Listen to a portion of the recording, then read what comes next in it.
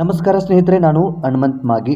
ನಿಮಗೆ ಈಗಾಗಲೇ ಗೊತ್ತಿರೋ ಹಾಗೆ ಕೃತಿಕಾ ರೆಡ್ಡಿ ಕೊಲೆ ಪ್ರಕರಣಕ್ಕೆ ಸಂಬಂಧಪಟ್ಟ ಹಾಗೆ ಸಾಕಷ್ಟು ಬೆಳವಣಿಗೆಗಳು ಆಗಿದ್ದಾವೆ. ಈಗಾಗಲೇ ಆ ಒಂದು ಕೃತಿಕಾ ರೆಡ್ಡಿಯನ್ನು ಕೊಲೆಯನ್ನು ಮಾಡಿದ್ನೋ ಆ ಒಂದು ವ್ಯಕ್ತಿ ಮಹೇಂದ್ರ ರೆಡ್ಡಿ ಮೇಲೆ ಕೂಡ ಕೇಸ್ ದಾಖಲಾಗಿತ್ತು. ಆ ಒಂದು ಕೇಸ್ನ ಆಧಾರದ ಮೇಲೆ ಈ ಒಂದು ವ್ಯಕ್ತಿ ತನಿಖೆಯಲ್ಲಿದ್ದ. ಆದರೆ ಇದೀಗ ಇವನು ಜೈಲು ಪಾಲಾಗಿದ್ದಾನೆ. ಸೊ ಈ ಒಂದು ಕುರಿತಾಗಿ ಒಂದಿಷ್ಟು ಮಾಹಿತಿಯನ್ನು ಗಮನಿಸ್ತಾ ಹೋಗೋಣ. ಏನೇನಾಗಿದೆ, ಇಲ್ಲಿವರೆಗೂ ಏನು ತನಿಖೆ ಆಗಿದೆ, ತನಿಖೆಯ ಹಂತದಲ್ಲಿ ಏನೇನೆಲ್ಲ ಮಾಹಿತಿ ಲಭ್ಯವಾಗಿರಬಹುದು. ಸೊ ಈ ಒಂದು ಕುರಿತಾಗಿ ಒಂದಿಷ್ಟು ವಿಷಯವನ್ನು ಗಮನಿಸ್ತಾ ಹೋಗೋಣ. ಸ್ನೇಹಿತರೆ, ನೀವೇನಾದರೂ ಮೊದಲ ಸಲ ನಮ್ಮ ಚಾನಲ್ ನೋಡ್ತಾ ಇದ್ರೆ ಈ ಕೂಡಲೇ ಸಬ್ಸ್ಕ್ರೈಬ್ ಮಾಡಿ. ಹೆಚ್ಚಿನ ವಿಡಿಯೋಗಳಿಗಾಗಿ ನೋಟಿಫಿಕೇಶನ್ ಬೆಲ್ ಐಕನ್ ಕೂಡ ಕ್ಲಿಕ್ ಮಾಡಿಕೊಳ್ಳಿ. ಇನ್ನು ವಿಷಯಕ್ಕೆ ಬರೋದಾದ್ರೆ, ವೈದ್ಯ ಪತ್ನಿ ಕೃತಿಕಾಗೆ ಇಂಜೆಕ್ಷನ್ ಅನ್ನ ನೀಡಿ ಹತ್ಯೆಗೈದಿರತಕ್ಕಂಥ ಪ್ರಕರಣಕ್ಕೆ ಸಂಬಂಧಿಸಿದಂತೆ ಕೃತಿಕಾ ಪತ್ನಿ ಆರೋಪಿ ಡಾಕ್ಟರ್ ಮಹೇಂದ್ರನನ್ನ ಬೆಂಗಳೂರಿನ 29ನೇ ಎಸಿಎಂಎಂ ಕೋರ್ಟ್ಗೆ ಪೊಲೀಸರು ಹಾಜರುಪಡಿಸಿದ್ರು. ಈ ಒಂದು ಹಾಜರುಪಡಿಸಿರ್ತಕ್ಕಂತಹ ಸಂದರ್ಭದಲ್ಲಿ ಈ ಪ್ರಕರಣದ ವಿಚಾರಣೆಯನ್ನು ನಡೆಸಿರ್ತಕ್ಕಂತಹ ಕೋರ್ಟ್ ಆರೋಪಿ ಡಾಕ್ಟರ್ ಮಹೇಂದ್ರಗೆ 14 ದಿನಗಳ ಕಾಲ ನ್ಯಾಯಾಂಗ ಬಂಧನವನ್ನ ನೀಡಿದೆ. ಹೀಗಾಗಿ ಪತ್ನಿ ಕೃತಿಕಾಗೆ ಇಂಜೆಕ್ಷನ್ ನೀಡಿ ಹತ್ಯೆಗೈದ ಪತಿ ಡಾಕ್ಟರ್ ಮಹೇಂದ್ರ ಈಗ ಜೈಲು ಪಾಲು ಆಗಿದ್ದಾನೆ ಅಂತ ಹೇಳಿದ್ರು ಕೂಡ ತಪ್ಪಾಗ್ಲಿಕ್ಕಿಲ್ಲ.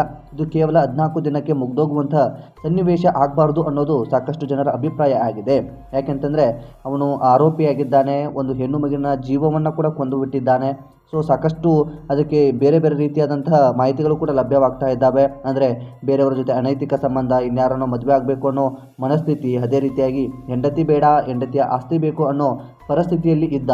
ಈ ರೀತಿಯಾದಂಥ ಆರೋಪಗಳೆಲ್ಲವೂ ಕೂಡ ಕೇಳಿ ಬರ್ತಾ ಇದ್ದಾವೆ. ಇವನೇ ಉದ್ದೇಶಪೂರ್ವಕವಾಗಿ ಈ ರೀತಿಯಾದಂಥ ಉದ್ದೇಶದಿಂದ ಕೊಂದಿದ್ರೆ ಖಂಡಿತವಾಗಿಯೂ ಇವನಿಗೆ ಜೀವನ ಪೂರ್ತಿ ಶಿಕ್ಷೆ ಹಾಕಬೇಕು, ನರಕ ತೋರಿಸುವಂಥ ಶಿಕ್ಷೆಯನ್ನು ಕೋರ್ಟ್ ನೀಡಬೇಕು ಅನ್ನೋದು ಸಾಕಷ್ಟು ಜನರ ಒಂದು ಅಭಿಪ್ರಾಯ ಕೂಡ ಆಗಿದೆ. ಸೊ ಈ ಕುರಿತಾಗಿ ನಿಮ್ಮ ಅಭಿಪ್ರಾಯ ಏನು ಎಂಬುದನ್ನು ಕಾಮೆಂಟ್ ಬಾಕ್ಸಲ್ಲಿ ಮೆನ್ಷನ್ ಮಾಡಿ. ಆದಷ್ಟು ಈ ವಿಡಿಯೋನ ನಿಮ್ಮ ಫ್ರೆಂಡ್ಸ್ ಹಾಗೂ ಫ್ಯಾಮಿಲಿಗೂ ಕೂಡ ಶೇರ್ ಮಾಡಿ. ಯಾಕೆ ಶೇರ್ ಮಾಡಿ ಅಂತ ಹೇಳ್ತಾ ಇದ್ದೀನಿ ಅಂದರೆ, ಅವರಿಗೂ ಕೂಡ ಈ ಒಂದು ಮಾಹಿತಿ ತಲುಪಲಿ. ಈಗಾಗಲೇ ಸಾಕಷ್ಟು ಚರ್ಚೆಯಲ್ಲಿ ಇರುವ ಒಂದು ಮಾಹಿತಿ ಆಗಿರೋದ್ರಿಂದ ಅಥವಾ ಸಾಕಷ್ಟು ಚರ್ಚೆಯಲ್ಲಿರುವಂಥ ಒಂದು ಕೇಸ್ ಆಗಿರೋದ್ರಿಂದ ಈ ಕೇಸ್ನ ಮಾಹಿತಿ ನಿಮಗೂ ಕೂಡ ಅಥವಾ ನಿಮ್ಮ ಫ್ರೆಂಡ್ಸ್ಗೂ ಕೂಡ ತಿಳಿಲಿ ಹಾಗೂ ಫ್ಯಾಮಿಲಿಯವ್ರಿಗೂ ಕೂಡ ತಿಳಿಲಿ. ಈ ಒಂದು ವಿಡಿಯೋನ ಅವರಿಗೂ ಕೂಡ ಶೇರ್ ಮಾಡಿ. ಸೊ ನೀವೇನಾದರೂ ಸಬ್ಸ್ಕ್ರೈಬ್ ಮಾಡಿಕೊಳ್ಳದ ವಿಡಿಯೋ ನೋಡಿದರೆ ಈ ಕೂಡಲೇ ಸಬ್ಸ್ಕ್ರೈಬ್ ಮಾಡಿ. ಹೆಚ್ಚಿನ ವಿಡಿಯೋಗಳಿಗಾಗಿ ಬೆಲ್ ಐಕನ್ ಕೂಡ ಕ್ಲಿಕ್ ಮಾಡಿಕೊಳ್ಳಿ. ಮತ್ತು ಮುಂದಿನ ವಿಡಿಯೋದಲ್ಲಿ ಸಿಗೋಣ ಸ್ನೇಹಿತರೆ. ನಮಸ್ಕಾರ.